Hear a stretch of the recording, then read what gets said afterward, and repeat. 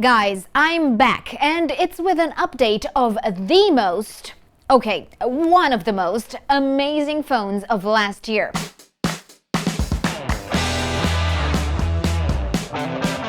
I'm talking about Oppo's Find X3 Pro. The name might not trigger your memory yet, and frankly, I don't blame you. A combo like that is hard to remember, but you'll surely relate to the design itself. See what I'm talking about? A back like no other, with a camera hill that replaced the usual squarish cutout. A bold rear for a bold phone. One that definitely helped put Oppo on the best phones list in 2021. But it wasn't the only ace in the sleeve they had. I think we're gonna see a repeat this year thanks to some kick-ass hardware and software. First, processing power. A beast like Find X5 Pro, that's the name Oppo is probably gonna go with this year, is gonna ship with Snapdragon 8 Gen 1. It just goes without saying, this is Oppo's crown jewel. What's interesting is the other chip, the neural processing unit that will set the phone apart. It's the first coming out from Oppo's factories, called Marisilicon. Cute name, but don't let it fool you. This chip is deadly serious with what it hopes to do, which is fancier processing, yes, but more specifically, image processing. It's gonna make the X5 Pro capable of real-time raw processing and 20-bit ultra-high dynamic range. It's also going to take the 4K recording to the next level, and don't fall asleep there, because this one's good. Live preview for Android phones. For the first time. Processing is gonna be a breeze, and considering I didn't have any complaints about its predecessor, man, I'm greedy as hell about this one. It's not just pure power either. This phone is gonna be a camera beast as well. Yeah, the cat's out of the bag. Hasselblad has sprinkled some of its magic on this phone too. Weren't they a ONEPLUS exclusive, you ask? Maybe, but since ONEPLUS and Oppo became tight, like owned by the same people tight, that brand deal expands to Oppo as well. So, all the software goodies of the ONEPLUS 10 Pro are coming to this model too. Are they identical? Not really. Let me explain. The main camera and tele of Find X5 Pro are gonna look a bit better.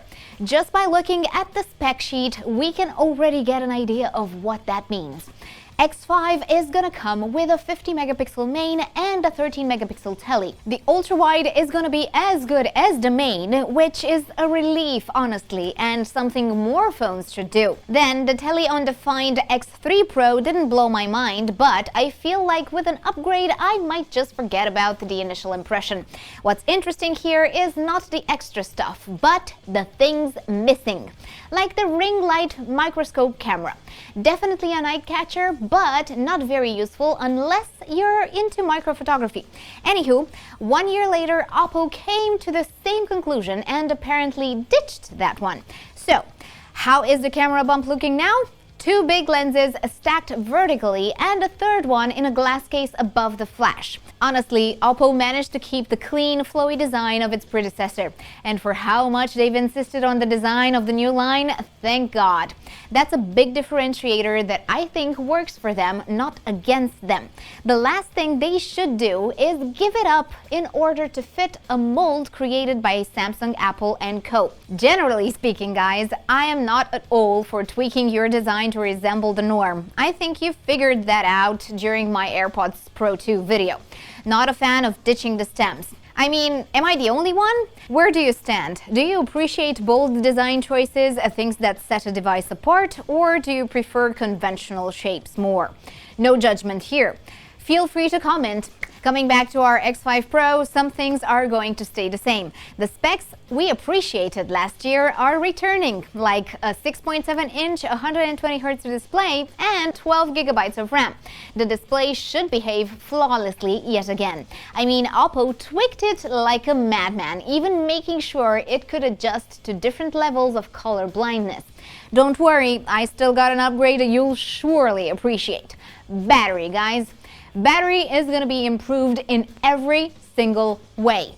From a bigger cell, 5,000 milliamp hours, yes, to better charging. I am talking going from a mere 65-watt wired charging to 80-watt and wireless too. Oppo had stubbornly refused to give us a cable charging until last year. So now they're coming back with a bang. A cool 50-watt wireless charging is waiting for you this March when the phone's coming to the market. And not just to the Chinese market, but European for sure. At this point, I dare you to find its weak spot. It's not going to be easy. Have one already on your mind or any reason to stay away from this phone? Let me know. And thanks for hanging out.